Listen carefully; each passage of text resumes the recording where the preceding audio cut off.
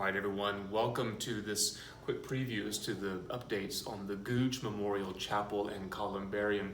They're taking a break right now so we can come in and show you what they've done so far. And I've got the conceptual drawings because even though in my mind I know what it's supposed to look like, it's helpful to see the construction progress along with the drawings. So to begin with, this is the entrance, and so just to give you some context, this is the undercroft. The church is above us. And this is the old choir room. So we've taken the choir room and we've divided it really into two.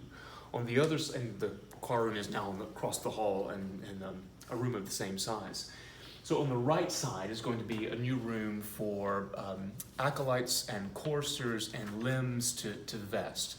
So you will now have your own designated and quite comfortable space to get ready. We have so many choristers and so many acolytes and so many Eucharistic ministers that your cassocks and surplices and all the things you need can be in there, and you can keep your things in there.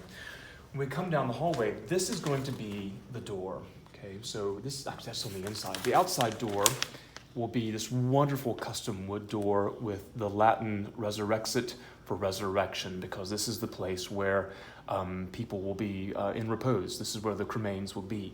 When you come in the door, the room will be essentially into two parts. The first one will be the Columbarium. So we're going to have marble niches on both sides with at least 200 spaces for people to be buried, or enough for 200 plus people. The ceiling, as you can see, this is going to be one of the most dramatic pieces, is a curved ceiling. And there we have this amazing stencil firm is going to stencil stars on the ceiling. And we've asked them to stencil an historic sky. So the stars will be of the traditional date of the resurrection over Jerusalem.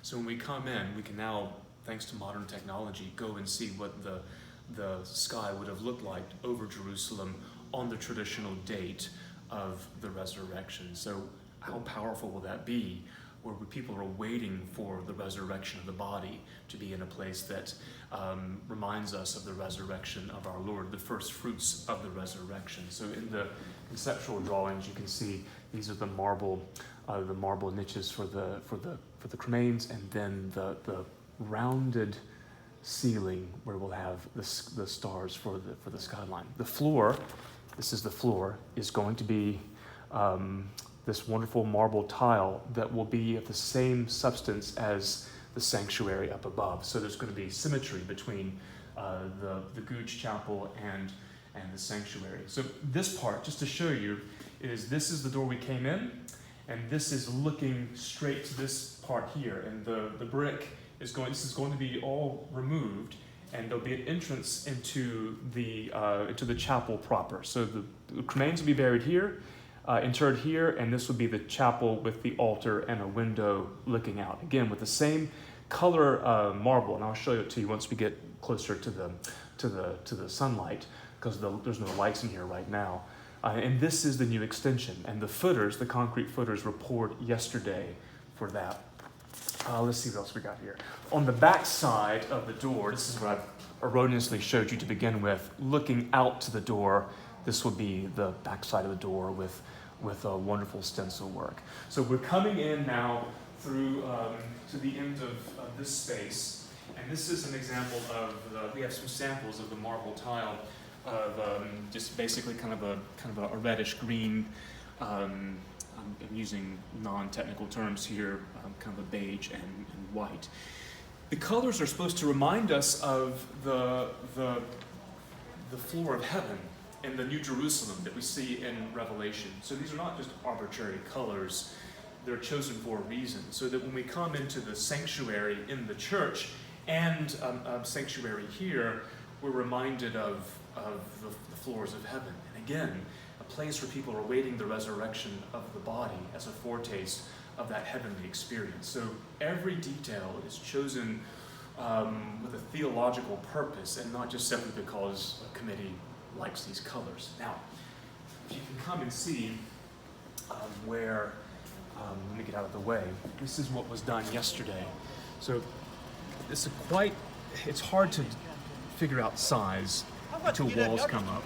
but they poured the footers yesterday, and before long we'll start building up the walls this month. But this will be, what you're seeing here, this will be this space. And again, I know that conceptual drawings aren't always the easiest to determine, but looking out on one side will be a window here, and there'll be a window on the other side, and a window going out. Now, this will not have stained glass to begin with. This will just be, we'll have the tracery and we'll have the glass, but not stained. And then we'll have, I am the resurrection, I am the life, saith the Lord, on the east end. And then we'll have on I think, this side, it will say, and this is an older drawing, but it will say, sacred to the memory of Doris Googe. And that is in whose memory this chapel is built.